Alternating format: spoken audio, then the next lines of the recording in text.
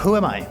Well, I have been 35 years in tech. As a matter of fact, I just realized today that 36 years ago, I started working on IBM System 360, 370, and assembler. So I'm currently a product security expert in open source for Intel. I'm a security researcher there. I'm a habitual volunteer. I volunteer at many things all over, doing many things. And according to my coworkers, I'm a princess. I do use the F word in this talk because it's not very often that I get to use it in context. And so this actually has useful context here. And I do also mention transphobic language, as was previously brought up. In 2016, we all know that politics took a turn not necessarily for the better, right? Many of the changes have been dramatic in scope, and most of them were not good. Today, bigotry has been normalized. Hate speech has been normalized. Discrimination has been normalized. In fact, every single day of the week, we see new attacks on our communities. Well, it's really easy to stand back and scream at the world. I was guilty of that too. We have Facebook, we have Reddit, we have Twitter, and we all stand there and we post memes and we post our anger and everything. The thing that I realized very early on is I was the only one listening. I wasn't getting anywhere, and it didn't help the situation at all. But what if? And I want everybody to think about this question. But hold on to it, right? And we'll come back to it a little bit later. So I decided to try social engineering on a grand scale to see what I could do to see if I could make a difference. I want to do, so I'm going to tell you about 5 different volunteering experiences that I did over the last 18 months or so and what their outcomes were. So let's begin. Portland Pride of 2017 was my first foray into volunteerism. I went and stopped and talked to the people at the Trevor Project, and I wanted to find out more about it. I eventually ended up volunteering for their National LGBTQ Suicide Hotline. And one of the things that you don't realize is that everybody who volunteers for that makes a commitment to 108 hours of training over 3 months. So I gave up every weekend for about 3 months for training. In order to do that, Trevor wants you to give back to them 108 hours, which is approximately 3 hours every week for a year. And I said, okay, this I can definitely do. I found it very cathartic. The thing that I really discovered was that while my childhood was not good by any means, I am listening to LGBTQ children all over the US, and I want you to remember that, children. It was a lot harder than I really thought it would ever be. Many times my shifts had me in tears by the time I was done. To date, I've chatted with over 100 youth in crisis. Next, the Diane Initiative. This is a 501c3 that puts on a conference during DEF CON every year that promotes women in InfoSec. And this is very near and dear to my heart because I'm a security researcher. So I wanted to see what I could do to help them. Well, I started off doing like anybody would do, amplifying their tweets, doing things like that, trying to get more interest in what they were doing. And while that works a little bit, it doesn't really go very far. But I am a hacker, and hackers being the irreverent group that we are, the Zero Fucks coin was created. Okay? Now keep in mind, it wasn't about not giving a fuck. It was about choosing very carefully what to give a fuck about. So what I did is I had these coins created. I paid out of my own pocket and had them made. And then I ran out on Twitter and said, first 100 people that donate $10 to Diane Initiative, I will send you a coin. Well, it took a few weeks, and we got $1,000 raised. Well, I still had a bunch of coins left. I said, okay, that was pretty good. Let's do 30 over 30 days now for $50. I put that out on a Friday at about 7 o'clock. At 9 o'clock Friday night, all of them were gone. The coin took on an entire life of its own. It became one of the most sought after coins at DEF CON 26. People still ask me for them, and I have like maybe about 5 of them left, which, I have to get something really good in trade for them. But my efforts did not go unnoticed, and I am currently on the staff of the Diane Initiative now and take care of all of their safety ops and work with their code of conduct and their incident response people. Next, women's groups. Portland has a plethora of women's technical groups. I wanted to do something. So in about June of 2016, I was asking around where I could volunteer, and I went to meetups for all of these groups here, and I wanted something that I was excited about, and I finally ended up deciding on Portland Women Who Code because number one, they're a very technical. They do lots of technical meetups, which I really liked, and it wasn't just a networking, right? So it gave me a chance to do something that I really like, technical. I approached the head of the Portland branch, which is Katarina Pon. I found her very, very intimidating. I mean, this woman is just, gangbusters to the walls. She's doing everything, and she's going all the time. And I was invited to come and interview. I was surprised at being interviewed for a volunteer position. But what I didn't really realize is she asked me what I could bring to the group. And I really had to sit back and think about that for a while. So I gave her my answer and the things that I could do. And then she asked me what I expected to get from the group, which once again, I was floored because I've never been asked what to expect from a group you're volunteering for.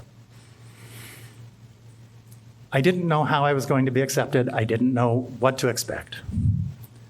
I made a request to be just a volunteer, just to show up, help, set up, tear down, do whatever. I didn't want to be in charge of anything. Well, that's what I did for about the first 6 months. Because I do such a good job at fundraising and things like that, I got promoted to evangelist after 6 months, much against what I really wanted to do. But one of the things that occurred was OSCON last year. And I don't know how many of you know what took place, but OSCON actually tried to change their code of conduct very last minute, where they put in political affiliation as a protected class. A few of us caught this, and they also, at the same time, added to their speaker contracts that you could not talk about anything political. I'm sorry, software, hardware, technology is by default political. A number of speakers withdrew. I was supposed to be there with the Women Who Code because they do a tabling session at OSCON, and I said, I cannot go. This is my person. They asked me, do you want us not to go? And I was floored by this show of support, and I told them no. You have 2 women here who are giving keynotes at OSCON, first keynotes ever. And I said, please, this is me. This is on me. Don't worry about it. Well, they went ahead and went, but what I found out afterwards was they printed out exactly what had happened and that they were watching OSCON now for all of what they did. They had this posted on their table for me, showing me support even while they were still there doing it. It was one of the most photographed pieces of information at OSCON. The team and all the members have helped broaden my horizons. They've pushed me to strive for higher goals, and these women are my friends and why I'm here today. So in June of this year, Katarina, I've had a number of people contact me over Twitter about the Women Who Code's code of conduct and their mission statement as being very women-centric and very excluding of non-binary people, where they don't feel that this is a comfortable space. So I brought this up. Katerina let me take it to the head people at Women Who Code Global. I just got back about 3 weeks ago, just before I went to DEF CON, notification from the people. They're going through and considering making the changes so that they will make their mission statement and their code of conduct more inclusive as we go forward. Next up, volunteering at conferences. There are hundreds, if not thousands, of conferences every year. And it's only been a very recent phenomenon that we actually have code of conducts at conferences. I wanted to choose a conference that had no code of conduct. Well, that's not exactly true. They did have a code of conduct, or at least what they called one. It was called Be Excellent to Each Other. I told them, no, that's not a code of conduct. That's a movie quote. Okay. I won't name the conference. It's pretty easy to figure out which one it is. You just have to go back and look a few years ago. But I wanted to sign up. I volunteered for safety ops. And once again, I was asked to be interviewed. And okay, by now, I'm getting used to this thing where I'm being interviewed just to be a volunteer. I got a call at 8 o'clock in the morning from the head of safety ops.